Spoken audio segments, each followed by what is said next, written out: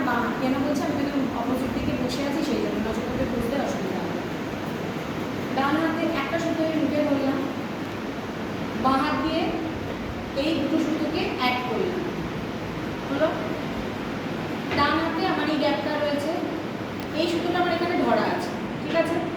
এই সুতোটাকে একটা, দুটো, তিনটে, চারটে, পাঁচটা, ভুল করছো, পুরো নাম্বার অপোজিট হাতে করছো, পাঁচটা দিক দিলাম, এই সুতোটাকে ছেড়ে দিলাম, ঠিক আছে। আবার দেখাচ্ছি, গ্যাপ নিয়ে ভাবতে হবে না, পরে এটা ডান হাত, এটা বাঁ হাত। বাঁ হাত দিয়ে একটা হাত দিয়ে সুতোটার জয়েন্টটাকে ধরলাম, এই জায়গাটাকে বাঁ হাত দিয়ে ধরে নিলাম, হলো। মানে কিচ্ছু না, দুটো সুতোকে একসাথে ধরে নিলাম, হয়ে গেল। যে দুটোকে ধরে নিলাম, এখানে একটা গ্যাপ মতো হলো। বারবার বলছি এটা কিন্তু আমার ডান হাত, এটা বাঁ হাত, হ্যাঁ। এখানে কেউ লেফটি নেই, তার মানে আমি যেভাবে করছি, আমি যেভাবে করছি তোরা সবাই সেভাবেই করবি।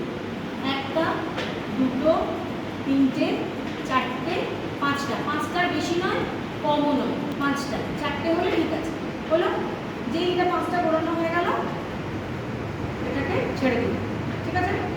এইভাবে এই সুতোটাকে এখানে পেঁচিয়ে নিলাম, মানে ওই রিলটা আমার হাতে চলে এলো, এটা ছিল নিচে থেকে বুঝতে। এইবার আমার হবে এইবার এটা স্পিড হবে এই লেভেলে। আমার হিট করছে না, একদম এই যেই করতে করতে গ্যাপটা ছোট হয়ে যাবে, এখান থেকে আমি সুতোটাকে টেনে বড় করতে পারবো। এটা হচ্ছে আইব্রো করার প্রসেস। কেন আমার হিট করছে না?